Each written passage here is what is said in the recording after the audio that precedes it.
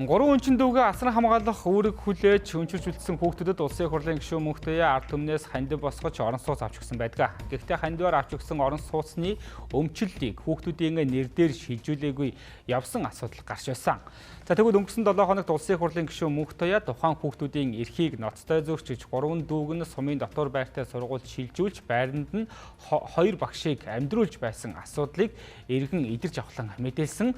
За улсын хурлын гишүүн мөнхтөегийн энэхүү үйлдэл нь хүүхдийн эрхийн тухай хууль, хүүхэд хамгааллын тухай хуулийг зөрчсөн үйлдэл болж байгаа юм а. За улсын хурлын гишүүн мөнхтөегийн хүүхдийн эрх зөрчсөн ноцтой үйлдэлийн талаар эргэн идэрж авахлан цахим орчиндөө мэдээлж хүүхдүүдийг дур мэдэн сумын дотор байртай сургуульд шилжүүлэн суралцуулсан. За гэрт нь гадны хүн амьдруулсан талаарх асуудлыг нь тодруулахад дараах тайлбарыг хүс юм а.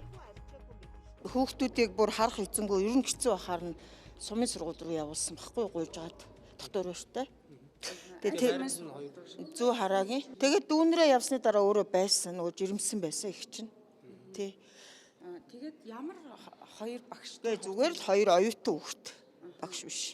Тэгээд ер нь гэхдээ та нар араа энэ нүүрсний хулгай том хулгай хийсэн хүмүүстэйгээ л хөөцөлт. Би ямар ч гэмтэрэг хийгээгүй. Мэдээ?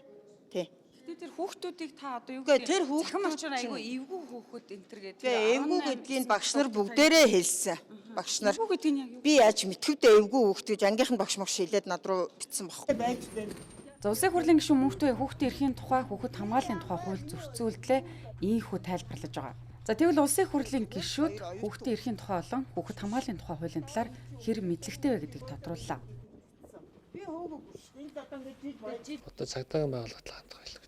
Ажлын нөхцөлтэй байгаа хүүхдээ асран хамгаалах газар гэж байдаг шүү дээ. Дүүрэг болгонд байдаг. Өөрөө одоо ингээл гэртийн юм болох юм бол мэдээж өөрөө төрүүлж гүйж очиж тэрийг таслан зогсоон. Тэгээд цагдаа руу мэдэгдэн тэнд байна юм боллоо гэд.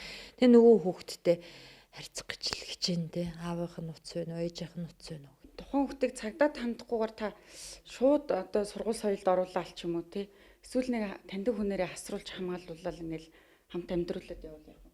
Тэгэхээр шууд ингээд өөрөө мэдээл нэг хүүхэд одоо өнчин өрөөсөө хүүхэд байна гэх юм бол тэрийг таньдаг хүндээ өгвөл та асар масаати болохгүй шүү дээ. Чи гэмт хэрэг байхгүй. Одоо жишээлбэл гадаа явж явах ч юм уу хэрвээ тэр би мэдсэн тохиолдолтой. Тэгвэл яралтаа цагдаад л мэддэг байхгүй. Хамгийн түрүүнд утсыг нь асуун л та. Утсыг нь асуу аав ээжийнхээ мэдээлэлээ хэрвээ тэр хүүхэд мэдэхгүй бол цагдаад л хандах байх гэж. Хэрвээ одоо эрүүл мэндийн асуудал байгаа шууд би эмнэлэг тандна. Хэрвээ магадгүй тэр хүүхдийн одоо эрх зөрчигдөж байгаа юм бол би одоо цагдаагийн газар хандна.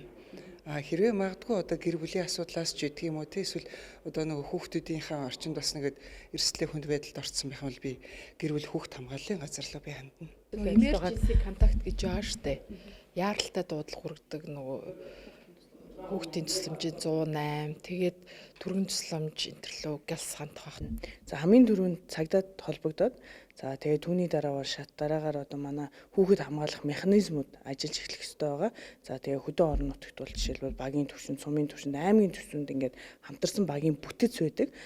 Тэгээд тухайн одоо кейсээс нь шалтгаалаад ингээд шат шатны арга хэмжээнүүд авагдаад явдаг.